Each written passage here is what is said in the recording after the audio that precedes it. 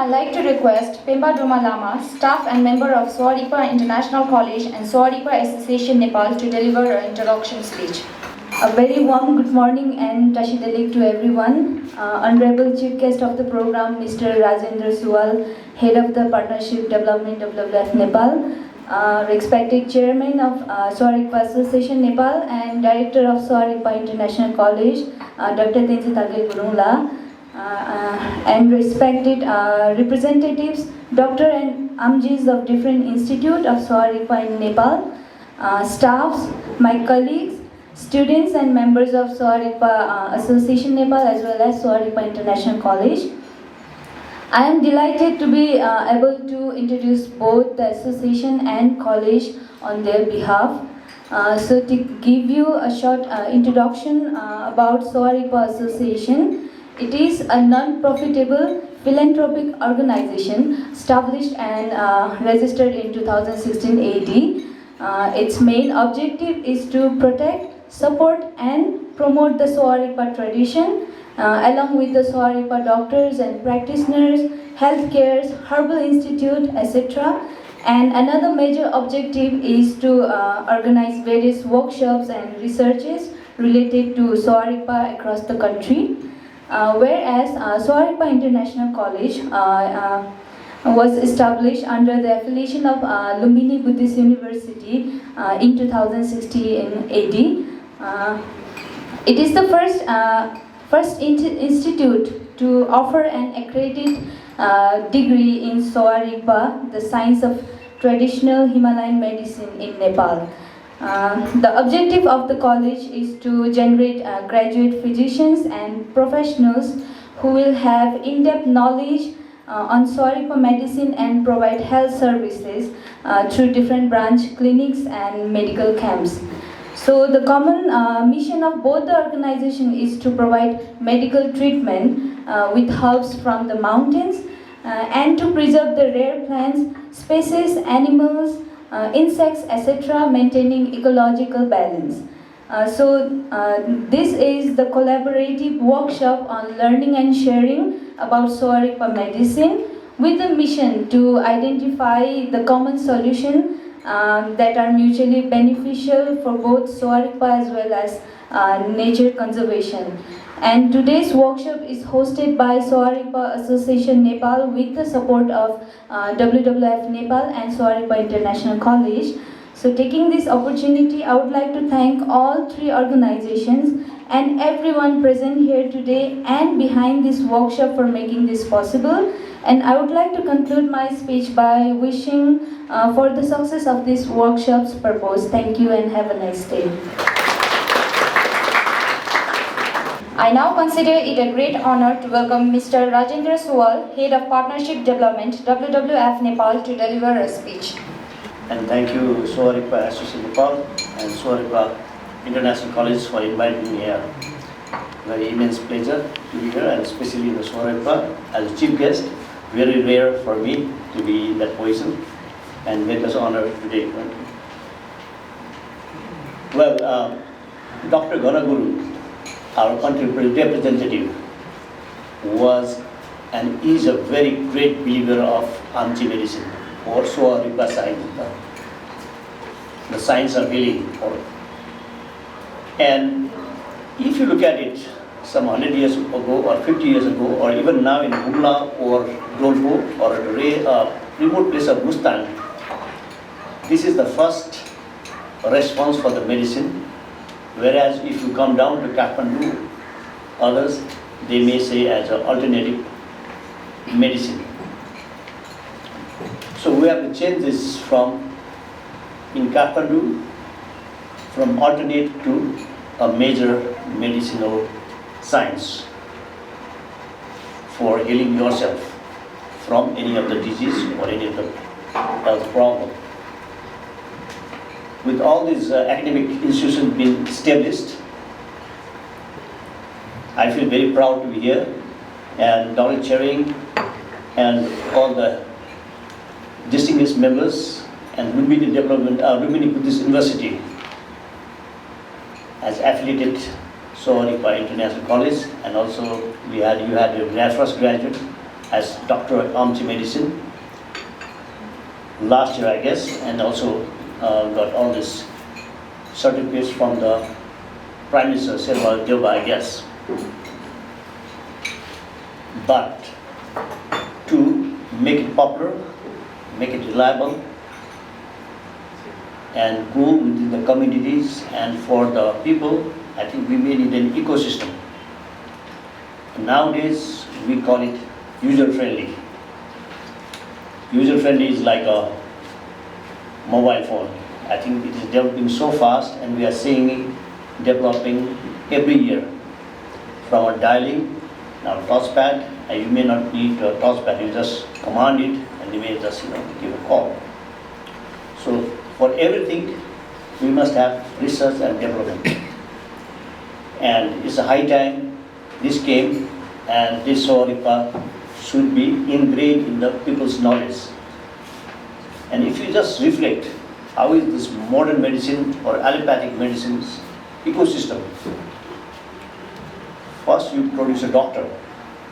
But to produce a doctor, you need something on the back end is the pharmaceutical drugs, its components, ingredients, how to make it, and what are the effects, the side effects, the way to take, when not to take. That is one part. And to have this medicine, you have a pharmaceutical science to support the medical fraternity, whether it's medical or surgical. For surgical, it's all equipment. Now getting many things, you can just put your needle in the brain without taking out the scalp, or you can put a needle on your heart without having a single cut. Similarly, now in Sowa Rigpa science also, I see all these herbs out there. And it has some characters, bitter or sweet. But on top of that, I just requested our director, Dr. Tendi, shall we have biochemistry written on it? What sort of compound are in there? And how this compound will react in our body, whether from our muscles or the bloodstream or the neurons. And if we have that science, then people will have a little bit more confidence. Now, in people of Dolma or Mugu or Mustang, they totally believe what we say or what Amchi would say, because it is a very long tradition medicine, 1,000 years old. But to compete in this modern world, we have to be a little bit modern. And this is a part of the modern, where there is an amalgamation of medical science and also Amchi science. And for WWF, one of the main concern is this as a medicine for the people living in the area where we have a big respect and a value. One is for the water because of snow. Second, vegetations and the animals that also support some endangered species of snow leopards and others. Thirdly, people are living there, and people are living in such a way that you can trace back up to 1,000 or 1,500 years ago and still practice the medicine, because allopathic medicine is rare. If it goes there, you don't know how to administer it, and we are, as a WWF, we are very happy to be a partner in reviving the traditional knowledge. And indigenous knowledge is very, very important for us, especially in this science. Indigenous, the traditional, or even our spiritual knowledge is very much important. Sometimes we may not have the answer, but we may answer it later. And when a student comes to attend a university in some of the university in the US, for example, my son went to study for mechanical engineering. In the first semester, they were given 1 month. Just let us know what has not been invented. Only one thing. And it took him more than 1 month to know what is not invented, because the invention of science is very, very fast now. And later, when they couldn't invent, their professor told them, try to read any of your ancient books, whether it's the Ramayana, Bhagavad Gita, Buddhist literature, or the Amchi science. Just try to go through these traditional books, you may have some answers. And rapid development of the science are because of the professor who gives the questions to the students and the student tries to find the answer. And it's the ecosystem between the professor, the student, and the whole institution and the research fraternity that gives some answer to the world. So this is what I expect from this new institution. And it took some time for lobbying with the government, I guess, in which our country representative, Dr. Guru, was also one of the members to lobby with the government. Let's institutionalize this science so that we can revive the traditional knowledge. We can take care of some of the disease the allopathic may not be able to cure. There are many diseases, especially throat infection or many of our intestines. The herbs we use are also big answers to our problems. And another aspect we are interested is to lessen the use of endangered species or animal products, because sometimes because the beliefs of the traditional value of rhino horn or a tiger bone or a tiger flesh, it has been traded illegally. And to reduce the use of these traditional aspects, especially the endangered species body parts, and this is our request to the science fraternity out here, what are the alternatives? Is there any plant derivatives that can take care of these alternatives? And for that we also join hand with Sowa Rigpa International College, the association, and also Nepal Buddhist Federation to send the message in the areas where snow leopards are found. And also we had some dialogues and some understanding with the China government how to reduce the smuggling of rhino horn, tiger skins, tiger bones. And Bill Clinton was able to ask the government of China to remove the tiger bone in their traditional medicine.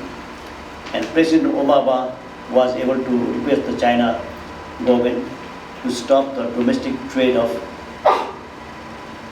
meat of tigers that is raised in the cages or in their farms. And this knowledge from the Sowa Rigpa, alternative to these things, may give some answer. And other things now is to develop an ecosystem. You produce the doctors, Amchi doctors, there you produce the medicine with the ingredients in it and the biochemicals, so that how the effect works, how it affects in our body. And third component is, you know, Yamar, the medical representatives in the allopathic medicine. They are very aggressive in the marketing. So to do the marketing, they must have some knowledge that we have to share, so that they will communicate with you in the market. This new medicine has come, and from this herb products, you will be using this and cures quite a few of these problems in our body. So, and another is to have a biochemistry lab, or we can use for a time being the biochemistry lab is already established in Department of Plant Resources by the government in this Ministry of Forest and Soil Conservation. And this science base will enlighten the knowledge, and you will be helping us once we are in the age that we need some medicine. Glad to be here. Thank you, Dr. Chering, and thank you everybody. Thank you MC and everybody for this great opportunity to share with you. Thank you very much.